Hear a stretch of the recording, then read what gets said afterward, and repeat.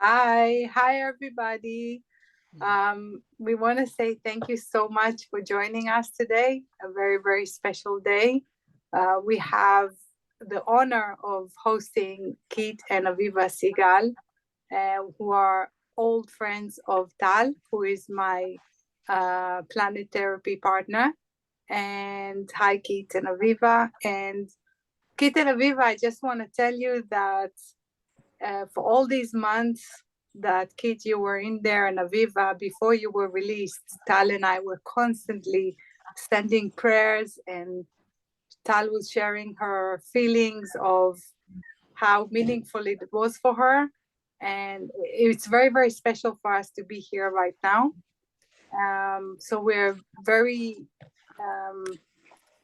honored to have you. Not only to have you, but because we have a mission. And our mission is to raise our voices and to release the 53 hostages that are still there. And this is our joint mission. It's really, very, really important that even though it's hard times right now in Israel, we still need to speak about them and raise our voices. And I would love to say thank you for coming here. And I will let Tal, I think the most honorable thing is that Tal will do the speech with you guys, because for her, it's a 17 years friendship and many months of worry. Yeah. So I'll leave it to you, Tal. Sorry, you see, I'm joking, Aviva. I can't take it. Thank you. Thank you. And one more thing, if anybody have questions, please write. There's a QA where you can write me messages. So I'll be behind with you, and you just write here any questions. Thank you. Thank you, Ilana. And I am really, really excited to finally be here with you, Aviva and Keith. And I want to begin by telling you both that you have a big part in Planetherapy. Keith and I worked together for 12 years in the pharma industry. And one of the fields Keith led was psychiatry and mental health. And for me, the founding of Planetherapy was not just a professional initiative, it was also deeply emotional response to the events of October 7th and to what you, Kit and Aviva, went through. I felt a deep need to act and to transform this pain to something meaningful. We believe emotional support is basic human need, and this is Planetherapy. It's a platform for resilience and global connection, for healing, recovery, and hope. In one sentence, for those asking what Planetherapy is, Planetherapy connects certified worldwide therapists who volunteer to offer online emotional support free of charge to anyone who needs a listening ear because of this abnormal situation, whether it is anxiety, sadness, grief, or complex trauma, we are here. And I truly mean it. We are here for everyone. Your personal story is one of inspiration, pain, and hope all at once. And I want to begin. I remember back in 2017, we were on trip together in Cape Town. Aviva, Kit, me, and my husband, Yogev. And you told me about life in Kibbutz Kfar Aza. So I want to start with something simple and personal. Can you please share how was it like living in Kibbutz Kfar Aza? Was it green lawns and idyllic kibbutz life, or more running to shelters and sirens?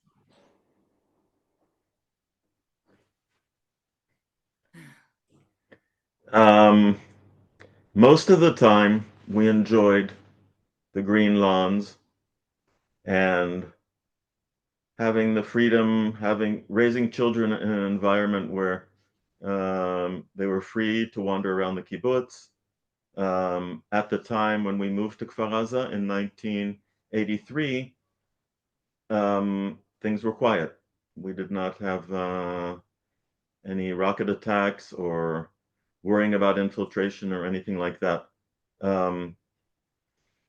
So we really enjoyed the peaceful, beautiful environment on the kibbutz, and things changed when Hamas took over in a violent takeover in the Gaza Strip, and then not so long after that we started having rocket attacks from time to time, and they would come and they would go, and most of the time it was quiet, but you never knew when out of the blue rockets would be fired, and in that circumstances it was very stressful and obviously life-threatening, and having to cope with that. Our dear friend and neighbor Jimmy Kdoshim was killed by a mortar rocket that hit him. That was in 2008, and from that on, things from time to time were very bad.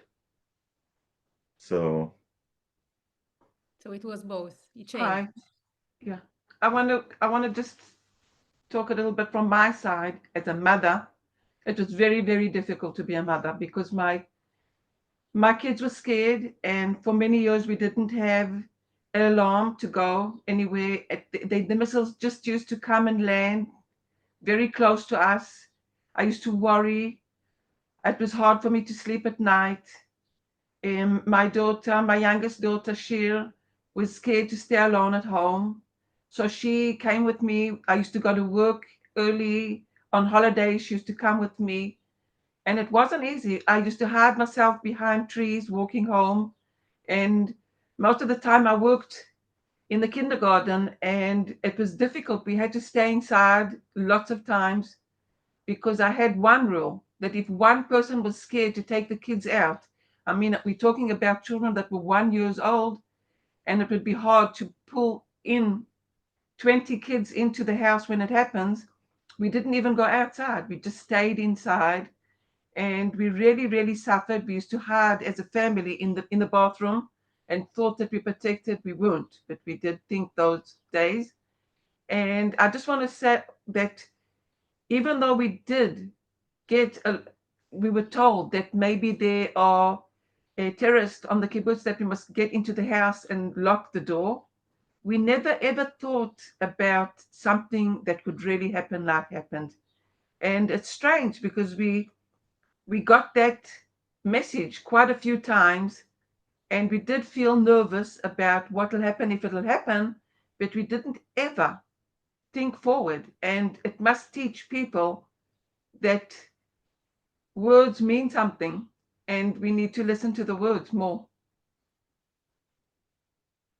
Yes. And then came this terrible morning. So you weren't prepared. I want to talk only about what you're comfortable with sharing. And on that morning of October 7th, when you were kidnapped in your private vehicle and being driven away, what did you think about? Can you share a bit about your thoughts in these moments? I just want to start before that. The kidnapping from our home, we were awakened by the siren at around 6:30, and then after that came a notice from the kibbutz that there are terrorists in Kfar Aza. We should all lock up in our house and stay indoors.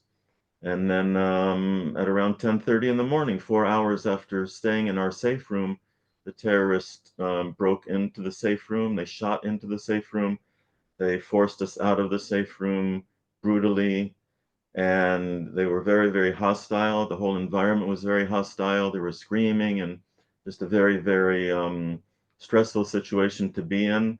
There were around 15 terrorists in our very small living room. The whole living room was full of terrorists, and Aviva and I were there. They forced us out of the window.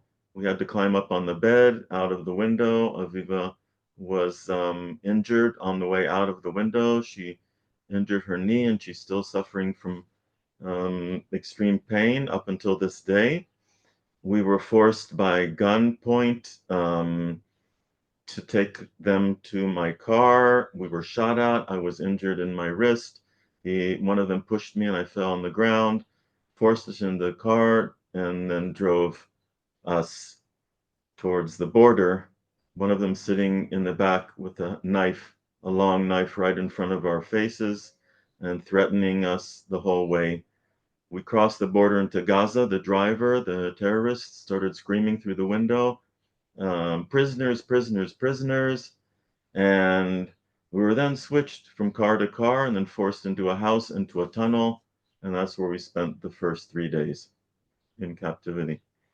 I want to go back to your question, Tal, and tell everybody what I felt. So I think that the minute they opened the door of the bomb shelter that we were sitting in, first of all, for those 4 hours at the beginning, Keith was trying to calm me down. I was very, very nervous. It was very noisy and loud. We could hear the missiles, the whistle of all the rockets going all over to us, all over to Israel, and the house was shaking. I was shaking, and Keith was trying to calm me down. And the minute we heard that somebody was killed on the kibbutz, or Phil Epstein, I couldn't even hear anything about anything. And I can just say that we were disconnected to the internet. And that made me very, very nervous, not knowing what is happening. And I wrote to my family, is there anybody that can tell us what's happening? Because we don't know anything, and nobody answered. And then my daughter Shir wrote to us, Ima and Abba, you're the strongest people in earth. And that was like a knife in my heart. I felt like something really, really bad is happening. And it was like a wake up call that something really bad is happening. And so I was shaking. Keith was trying to calm me down. And when they opened the door, I started screaming. And what saved our lives is Keith put his head on his knees and his hands on his head while I was screaming. And he didn't even pick himself up. They pulled him up. They tore his shirt. And everything was done in such a brutal way. I think that I wasn't really standing on earth. Keith said, we need to run away. We need to run away. They're going to take us to Gaza. And I said, Keith, don't even think about it. They're going to kill us because they had guns and knives.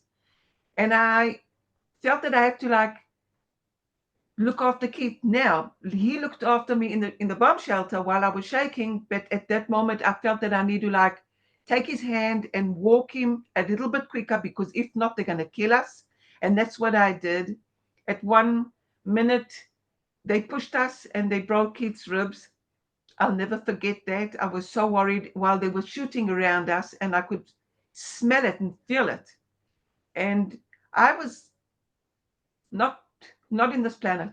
I was taken away, while I think that Keith really looked at me and I could feel that he was aware of what was happening, but I don't think I was. My whole body was shaking. I didn't have any walk, baby. Saliva. I didn't have any, my mouth was very dry. My hands were completely and utterly wet. And unfortunately, I thought that I'm going to have a heart attack, because my heart was, it felt like somebody took my heart out of my body. And it was just like a pain that I've never ever felt. And I said, I'm going to have a heart attack. But I realized that it continued because I didn't die, that's what I'm feeling. And I was with Keith. Keith was with me. We were very, very much together with what happened. And that really, really helped me. I remember sitting in the car and holding Keith's hand very tight, and Keith and I just looking at each other and being together. And I think that that's one of the things that, as a person in earth, that feels, that was the most thing that helped me. Not me myself, but having Keith next to me and holding my hand. And during captivity, you were together, right? We were lucky. We were very, very lucky to be together. Yes, we were together for the first 51 days until Aviva was released. Yes. And how, after the first day and everything that you described, after that, is there kind of routine? How, without daylight, with constant hunger and with so many things that happening, how do the time goes by?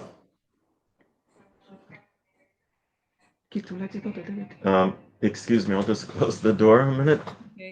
Okay. I can say that nothing there was a routine, and I didn't get used to anything at any time of the 51 days that I was there. I was tense, I was nervous, I was scared, I was 51 days. dependent on Keith, his reaction, and the girls that were with me that helped me so much. I think that I was like a baby that needed to be looked after and tried to keep myself alive, tried to figure out how to manage with everything that was going around because everything was done in such a brutal way. And there wasn't a minute that I remember that I said to myself, okay, you can relax, because there wasn't.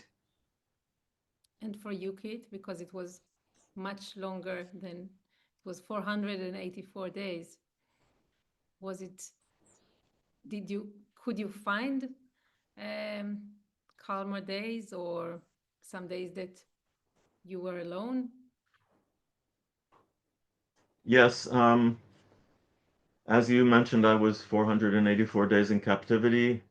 Out of that, I was 6 months on my own. I mean, the only hostage with the terrorists. I was relocated. I was moved from location to location 33 times. Some of the times, well, with Aviva, we were held in 2 tunnels. And after Aviva was released, I was above ground for the rest of the time until my release. And held in schools and in apartments and in homes, houses, by different captors, terrorists that around 60 different ones that I spent extended periods of time with. So depending on where I was and who I was with and the intensity of the war, some days were calmer than others. Some parts of days were calmer than others, depending on how I was treated by the terrorists.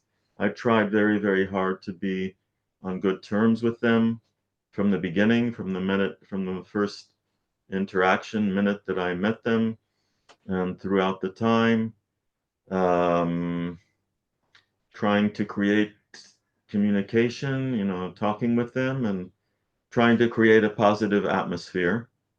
Um, and being grateful and thankful for the good things that I have, if you can call that, which I did recognize the good out of this terrible situation that I was in. Just the fact that my body was whole, I had not been seriously injured. I had been, I had experienced serious, severe violence some of the time. And every day that went by where I was not being kicked or spat on or cursed, which are things that I experienced, a day that did not include having experienced those terrible things, I consider to be a reason to say thank you. Thank you, and to feel grateful. So as far as a routine, there is kind of a routine. There are times when I when I was alone, that I tried to be in contact with Aviva and my children and my grandchildren and my siblings and extended family and friends. I would try very hard to send messages to them, reassuring them that I'm okay and saying that I hope that they're okay and that we'll meet together soon. Um, I spent time with 4 hostages, each separately. The 4 of them are still in captivity. Matan Angrist and I were together for over 2 months. I was with Omri Miran for about 4.5 months, and I was with Ziv Berman for a month and a half, and spent a little bit of time also with Gali Berman separately. It's very, very important for me to talk about Matan, Omri, Gali, and Zivi, and all of the hostages that are still in Gaza. And as you said, there are 53 that are still there. And I just cannot think about what they're still going through. The horrendous conditions that we experienced, that this goes on and on day after day. They're suffering, their family's suffering, and I just want to make sure that this gets into our discussion, the urgency of getting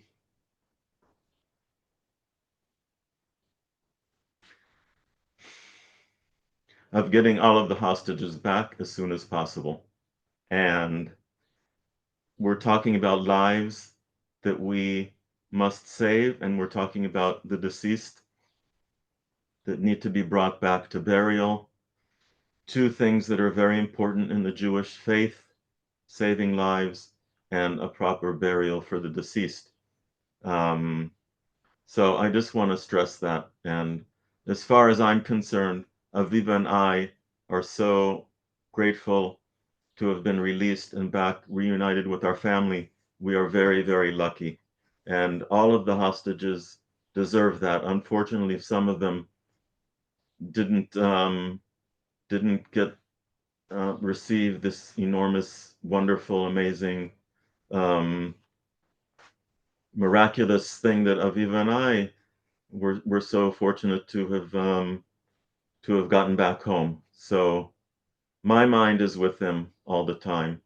My main difficulty in coping with life after being released is just thinking about them, worrying about them, being anxious about them, being afraid about what they're going through, and trying to do whatever I can do to help spread the word about the hostage crisis and to hopefully influence people that can spread the word. And I call upon all of you to please remind your family, your friends about this situation, and to please ask them to do whatever they can do to help get the hostages back. Yes, I agree. Thank you so much for saying that, especially in these days that we hear in the media so many other things, and sometimes it seems like where are we talking? We're not talking about them. So it is very important for us to talk about them and to call from here. I know that we have participants for all around the world, and it is important for us, like you're saying, to talk about it, to keep them alive and back home.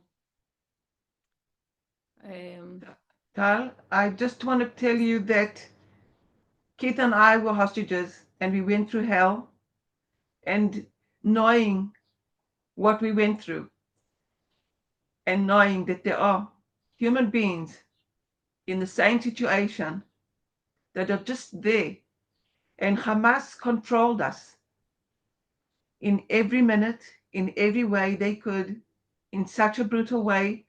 And for me to think that Gali and Zivi, that you can see on my shirt, from Kibbutz Kfar Aza, 27 years old, they're going to be the last to get out, unfortunately, because they're young, just like Matan, I'm sure. And my heart is broken. I can't explain what it means being a human being and worrying about somebody that's in danger.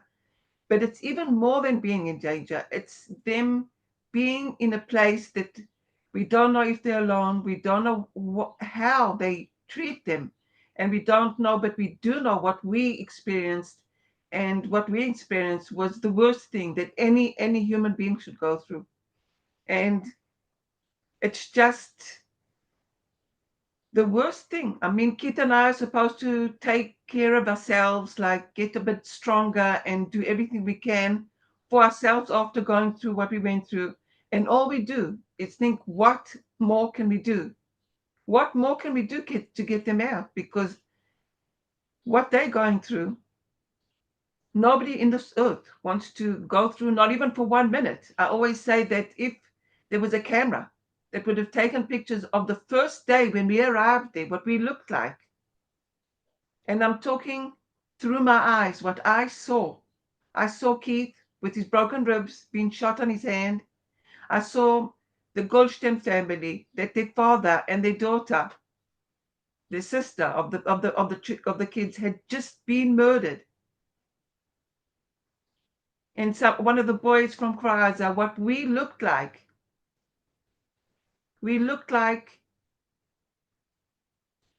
pictures that nobody ever would want to even see, because it was beyond. And, you know, one of the nights while I was lying down and I covered myself with a blanket because I had to, I took my foot out because I was too hot. And one of the terrorists came in such a brutal way and he covered my foot and he started screaming at me as if he's going to kill me in a second. I'll never forget that moment. Maybe it doesn't seem like such a bad thing to do something like that. Maybe people can think that he cared, but no. They controlled us in every way they could, in every way, in every simple way. If it was even not bringing us water while they're drinking, just to even have a smile on their face while we asked for water. That's called control. And to think that Gali and Zivian, Matan and Omri and Alon Oil has got part of a grenade in his eyes and he's getting blind. And they're not even human enough to take him to the doctor and to take it out of his eye that he'll be able to see. He's going blind. And those are the people that our hostages are with. So we need to stand on tables and scream and talk about it and not forget that in any place in the world, nobody is allowed to be treated like they treated. Did you know when you were inside, did you know that people are really screaming and calling and doing everything we can? What? I'm different than Keith. Keith will tell you about what he felt because he saw, but I didn't know. I didn't think, I didn't have the time to think what's happening. I did know that my sister became my kid's mother because I was sure I could feel that in my bones. She's my twin. But other than that, I just prayed that nobody will stand on roads and maybe get get hit by a rocket from Gaza, because in most of the places when I was there, the rockets came out of the buildings and I was so scared for their lives. But I was scared to think about normal things. Just try to survive.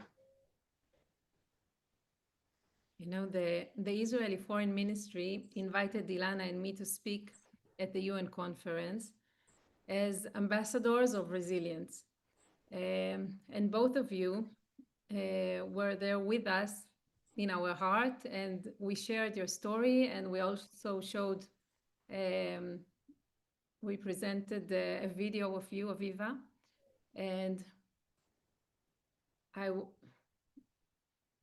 course, I am excited that now that you are here with me, and I remember that I wanted to shout. I wanted to tell you. I wanted that you would know that everyone are working and speaking and praying, and protesting, and I was wondering how can how do you feel, if you can feel it when you are inside? I mean, do you think that really all the world is changing and praying? As I mentioned before, I was relocated 33 times, so depending on the location that I was held in, some of them had a television and some had radio.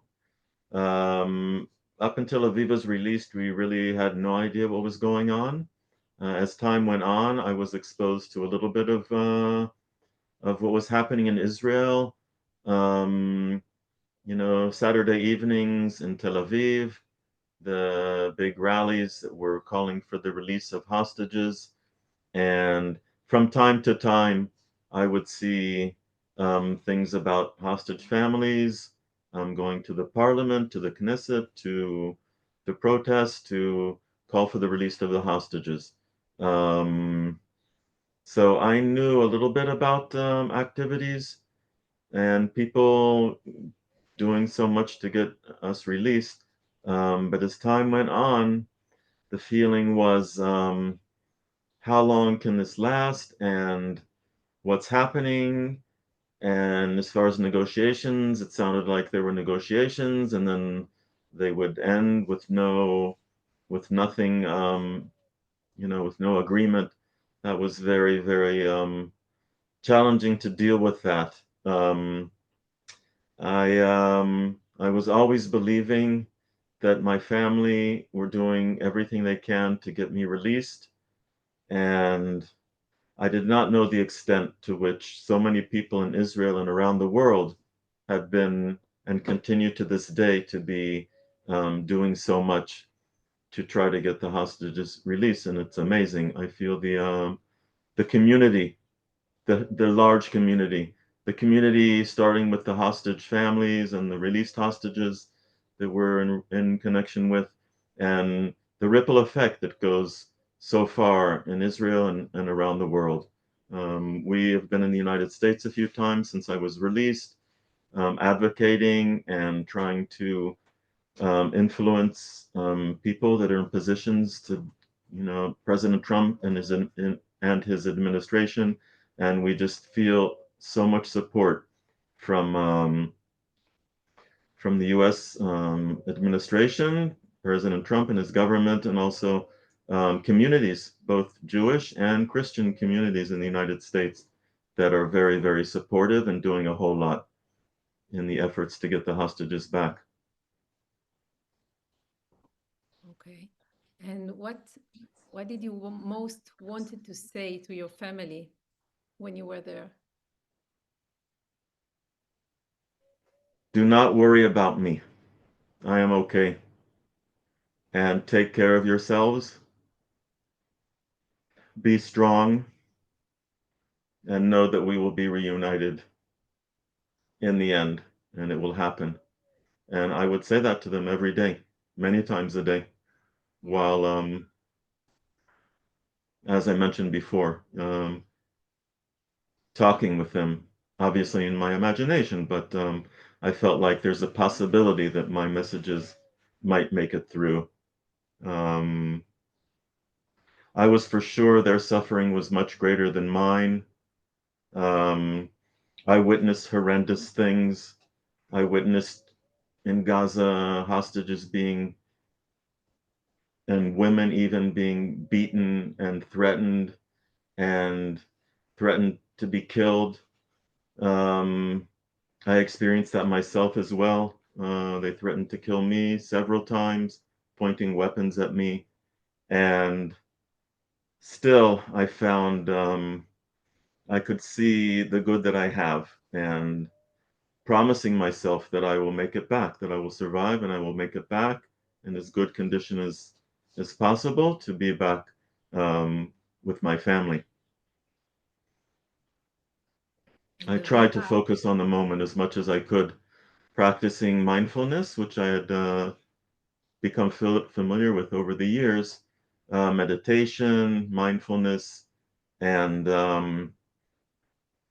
that helped me a lot. And as time went on, and especially when I was on my own, I became more and more skillful at implementing mindfulness in my daily routine, and that really helped me cope and get through the days.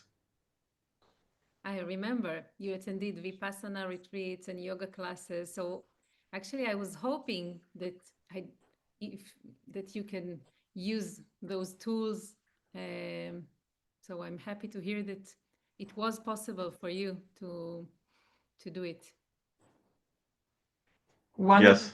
one of the times there was missile attacks on the area, and I was very, very scared, and I was shaking. And I looked at Keith and the girls next to me, and they were just lying down and calm. So I asked, is anybody scared like me? And they said, no, we've gotten used to it. And Keith said, okay, from now, what you should do is every time it happens and you're scared, say, it's far, you're not the target. And I used to do that. And and then one of the times I said, Keith, maybe try and teach me how to do a meditatia, because I'd never done meditatia.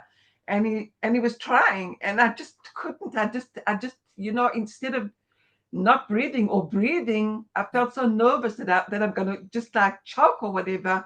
I couldn't get into it, but I want to say that I had my ways. Lots of times when I've got very nervous, I used to count very slowly in like a monotonic way, and that really helped me. I used to go through the table with what I used to teach kids, so I used to go through the table of the kids like sitting next to me, which one is sitting next to which one, and their names. And I used to sing a song in English, Congratulations. one to buckle my shoe until I used to finish it, and that used to calm me down. It really used to calm me down and help me a lot. So I think that, and I'm sure that everybody had their different way. Maybe, for Keith, everybody knows what meditation is, but I don't know what it's like and what it means. But I did some kind of meditation in a different way. And we're humans. We have to help ourselves to relax. We just have to. And like, I can just say for the year and 2 months that Keith wasn't here, so many times I was so nervous that I didn't know what to do with myself. Okay, I'd cried and I hadn't relaxed after I cried. So what am I supposed to do now? And then I used to remember kids saying, never assume, never assume. And then I used to say, okay, never assume. Maybe Keith is okay. Maybe he's just talking to them in Arabic and learning Arabic, and he's okay. But in a second, that would like move to being worried. I think that the year and the 2 months not having Keith around and not having the girls that I became their mom, I was worried, so worried and so unrelaxed. And I just had one goal, to talk as much as I can to as many people that I can, to find the people that can maybe move this terrible thing and bring Keith and bring the girls back. And that's what Keith and I are doing now, trying to do everything we can to bring them all back home. Yes, I know you've taken on a mission to bring back all the remaining hostages. Um, I'm sure also the audience wants to hear not only what you went through, but also how you see our role as a society in the recovery of the hostages, soldiers, their families, and other affected civilians. What do you think? Yes, I would like to also recognize the soldiers and the soldiers that were killed um, trying to get us released. Um, the soldiers, the deceased soldiers and their families, it's very important to me to express how much I appreciate it, how grateful I am, and how sorry I am. And I would, yes, to emphasize that. I've spoken a lot about hostages, but that's a very important thing for us all to remember. And I mentioned before, the community, being together. I think it's very important that And thanks to all, thank you, Tal, and thank you, Ilana, and thanks for everybody that are participating in this get together. That means a lot to me. And I think us as a community are very supportive to each other. I think we can all help each other. And that's very, very important to try to find people that you all can support and that they can support you. Very important to look after yourselves, and I think being connecting with Planetherapy is an excellent way of doing that. I am continuing to try to use things that helped me so much in captivity. I mentioned the mindfulness and belonging to a community and my family and being in contact with them and getting a lot of strength knowing that they are with me and doing so much for me. Um, Being grateful, I think it's very, very important to be grateful for what we all have and to look at all the good things that we have. So that those are some things that I have thought about in response to your question. I'm not sure if I was how focused I was on that, but if there's anything else you want to focus me on.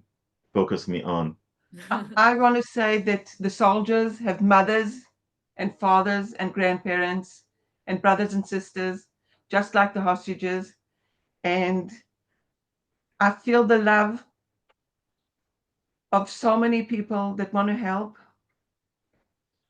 But my heart is really broken up into pieces because everybody is carrying so much of everything that has been happening to us in this last year and 8 months. I want to say that the forum that the forum in Israel helped me, and it was like a home for me. I used to go there and talk to people from all over the world so many times, many times, and do everything that I can, and had the support from the forum that helped me not only not to feel alone, and it became like a family for me because we all felt the same and felt together. And I think that was one of the most important things that I went through when I came back worrying about Keith, because being around my daughters and my son and my sisters and my family was very supporting, and it was very warm. But the forum um, was like another family, a big, huge family, being with the families that are going through the same thing. And now meeting Gali's family, I just want to cry when I meet them. Meeting Alon Oel's family and Matan's family and Omri's family, and all the hostages, the families that are still here. We feel for each other, and there's just so much pain that has to stop. And this war that is happening these last couple of days have been terrible for me. To watch my granddaughter shake when there's a missile attack on Israel, and just to hug her and look in her eyes and see the fear. She's 9 years old. She's just started her life. It's terrible. To meet mothers that their sons are soldiers, that they can't even hold themselves when they hug me. I have to hold them. To meet somebody while I was walking around in Washington, and he said that he's been called to the army, and he started crying, and we hugged for I don't maybe 5 minutes, just both of us crying like babies. I felt for him. He said that he's scared, and we're not heroes. We're just people that feel, and we all feel, and we feel the pain. We feel how much everybody's worried. We're trying. I know that I have been trying to be strong. I'm not always strong, but I'm doing my best. And Keith is helping me. My family's helping me. My friends, the forum. And that's all we can do, Being because together. we're not in charge of this world. We're not. Yeah, I just want to say Aviva's mentioned the forum a few times. So if you Google "bring them home," it will come up. The Hostages and Missing Families Forum. So it's both in Hebrew and in English, and there you can learn a lot about the activities and the support and everything that the forum is doing to try to get the hostages back. So if you're interested in helping out, that's a good place to search and to look into. Okay. And Tal, I just want to tell you and everybody that's listening, I know Gali and Zivi's family for many, many years because both me and Tali are teachers for little ones. So we met many, many, many times. Tali is Gali and Ziv's mother. And she can't even talk. She can't even stand on tables like I'm doing. And I do feel that I'm with her.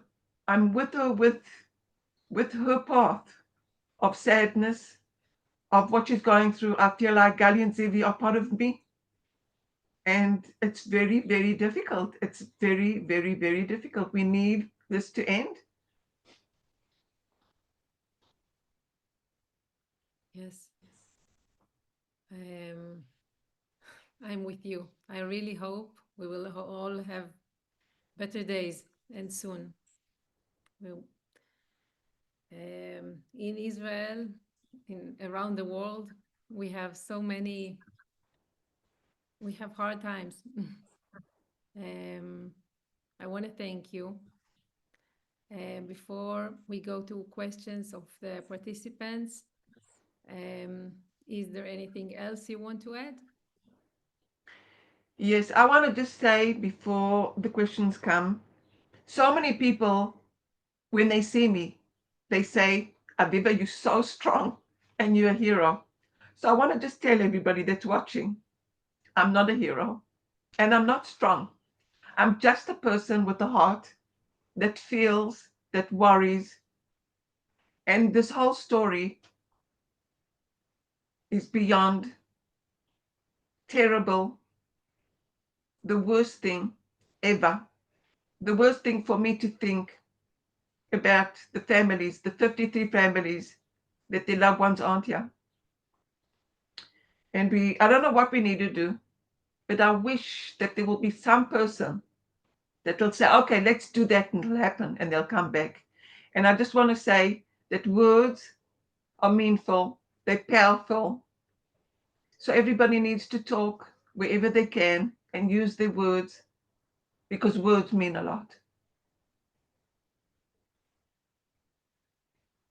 Thank Yes, you. I would like to encourage all of you to take good care of yourselves.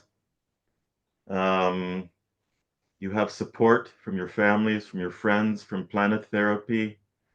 And by taking care of yourselves, you can have more strength to help others. And I think I can say that there's one of the things that helps me feel better is being able to help others. And I think we all have an opportunity to do that.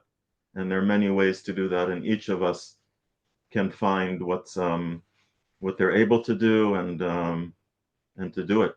They're able to, want to, and I think it's a wonderful feeling to be able to help people. Thank you so much. You gave so many options of ways that we can help ourselves and also each other by connecting, by speaking, by talking, and being together, one for each other. Okay, Ilana, can you please share the questions of the participants? Yes. First of all, I want to say thank you. And I know it's not easy to open up so much. And I have other people that are asking this. One of the questions was, how do you cope with it? I know your voices, it's really important, but for yourself, how do you cope with it when you constantly, you repeat the story and you open up, and so much social media is around you, and media itself. And how do you deal with it? Like you said, Keith, earlier, everybody knows me, but I don't know the people. How does that make you feel?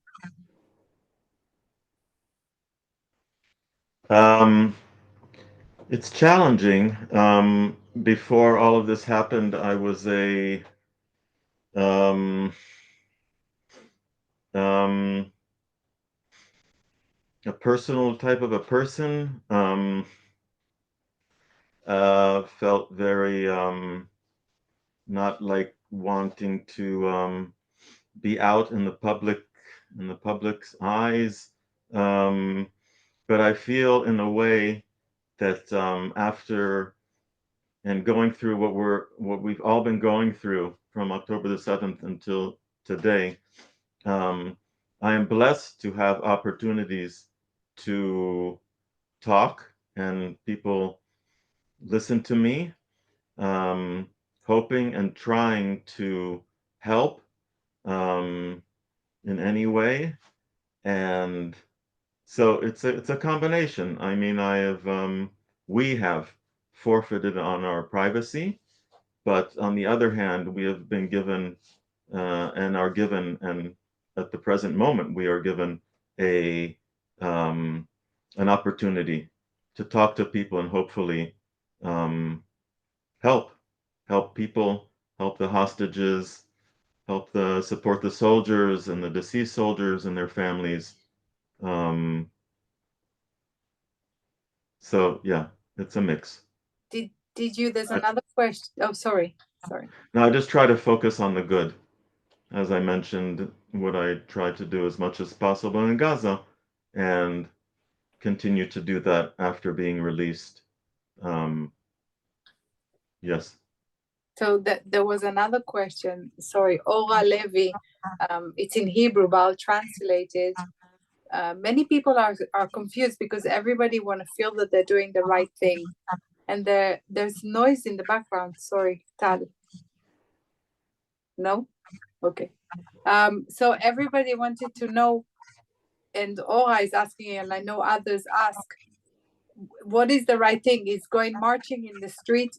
What do you receive these messages when you were in captivity? Who does it help? What is the right thing? I mean, I personally do Planetherapy, and it's my way, my coping mechanism, that I feel I'm doing something. And other people coping mechanism is going the streets. Other people coping mechanism is social media. From your experience of what you've seen, what's the most that you want to share? Yeah.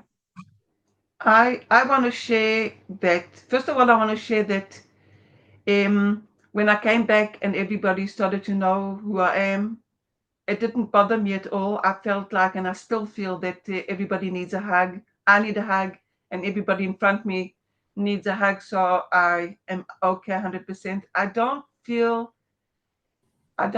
that it's too much for me that everybody knows me. I don't feel that because I'm my mind is more, what more can I do for the hostages, not what is happening with the people that know me, because it's like two separate things for me, and it doesn't bother me at all. And I recommend that people, like I said, words mean a lot and they're very powerful, but they need to be said. And when you say them, you need to really mean what you're saying. It needs to come from your heart. So I think that everybody that's listening, or everybody that can help, should do what they feel is right for them to do. Because if it doesn't come from the heart, it's not worth anything. So there's so many things. I think that standing and holding the posters and talking about the hostages, and it helps us. It helped me knowing that I had lots of people with me trying to bring Keith home. I know that when I talk about Gali and Zivi from Kibbutz Gaza and Tali, their mom, I know that it makes them feel that I'm with them, and I am with them. That's my way to show them that I'm with them. But I wouldn't tell anybody to do anything that they don't want to really do it. It needs to come from their heart. And I just want to remind everybody that there's hostages underneath the ground. And I've been told that in all the news, in all the world, they show so many things that are happening in Gaza, so many people that are being killed there, or what they look like. But I want to say that the hostages, we don't see pictures of them. We don't. So we don't see. We can't show the world what the hostages are feeling and what they're going through. But everybody can just relate to it. For Keith and I, being older people in a tunnel and trying to breathe, we touched death. I nearly died, and Keith nearly died underneath the ground. So if anybody can imagine what it's like to feel death, that's what the hostages are now feeling. Wow, Aviva, I have no words to say. I'm so respectful, and the messages that are pouring in. Everybody says thank you, and they appreciate your openness and your courage and sharing this information. I'm getting messages. Mainly, people are curious, especially Jim Parrish Plus, who is with us from day one. He's a war specialist, psychologist, American, also in Israel, and he's my kibbutz neighbor since I'm little girl. And he, of course, as a psychologist, want to know, besides the alternative or the meditations, was psychologically, did you find yourself that you're entering this different phase inside you? Think something to deal with? Was there a coping mechanism that you could point out that worked for me? Yeah, I would love to hear. Yeah, well, I'll start and then Keith can talk. What helped me was while we were in the first tunnel, one of the hostages was handcuffed with a piece of plastic. And after a couple of hours, one of the Hamas terrorists stood above him and said, "Okay, I'm going to take it off now." And when he did, he cut the plastic, but he cut his hand. And I remember like looking at that, and he screamed. And I wanted to scream with him. And that was the moment, the first moment that I looked and I said to myself, "You're going to go through very, very bad moments and prepare yourself." And I used to tell myself, "You're going to go through worse." Every time something happened, I used to say, "You're going to go through worse. It's not the worst thing you're going to see," even though I saw so many things that they were the worst thing that I could think that any person in the world would treat a different person the way the Hamas treated us, but always came worse things. And I think that really, really, really helped me a lot. And like I said, Keith helped me, the girls helped me, we helped each other. We became like so connected in such a special way. There were days and days that we had to keep completely and utterly silence. And all we did was looked at each other in the eyes while we were threatened, starved, thirsty, and felt like we're going to die every second. There was a question. Yes. There's something very, very strong being a human being and being a human being that feels. There's so much about one person, not only talking, but feeling. Feeling is so much. It's so much more than talking because you really, really feel it inside. And it's strong. Feelings are very, very strong. Many, many times, much more than words. Thank you. Okay. I think what helped me a lot to cope was, and I mentioned before, knowing that my family is waiting for me and they're worried about me and I must survive and get back to them in a good condition. As much as it depended on me, I tried, and I mentioned this before, to have a good relationship with the terrorists that held me, as hard as that was, and was very, very hard. to try to establish a relationship, and I was held by terrorists for extended periods of time, for weeks and some of them months long, just to try to create a more positive atmosphere in this terrible situation that I was in, that we were in. I mentioned mindfulness, trying to focus on the moment, and if anybody that's interested and is not familiar with mindfulness, I would suggest looking it up. Something that helped me enormously in captivity. Being grateful, I also mentioned that, and just trying to focus as much as possible about how my situation is much better than many other people, and I was sure of that. I thought about people in the Holocaust and the atrocities that they experienced, and I kind of felt like my situation is much better than theirs. I think that's about it. A lot of optimism and hope. Did you understand from them why were they moving you? It's another question that's asked here. Sometimes they would say it's not safe to stay in the location we were in. Other times they would just say that their boss said that we need to move or I need to move. So it varied. Wow. One of the times, yeah, I remember several times being moved, and they said we're moving, they're moving, I'm moving because it's not safe to remain in that location. So was there also civilians' homes and tunnels? That's part of the question.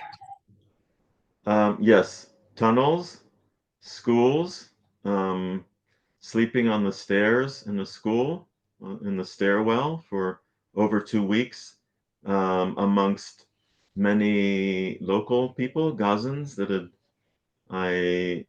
had taken refuge in the school, held in apartments and in homes, houses, some of which the family was living there while we were being held there. Okay. Well, Keith and Aviva, there's endless of messages of thank you, and thank you so much for sharing your experience and for the mission, which is I know it's something we just have to do, and we have to be their voices. And it's like we spoke about it. When you're there, it's not when you say 400 days or 2 months, or it's a lifetime of every minute counts. So I really applaud what you're doing, and I really hope that they can hear you. I can hope that they can see that the world is shaking and sending this vibration to them, that they know that we are speaking for them. And I really hope that it would work.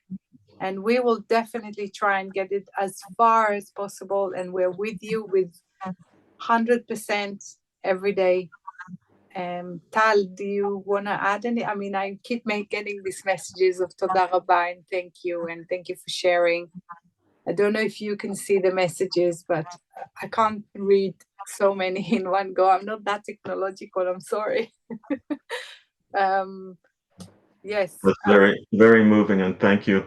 Thank you, Ilana, and thank you, Tal, for creating Planetherapy and for making this meeting happen and spreading the word.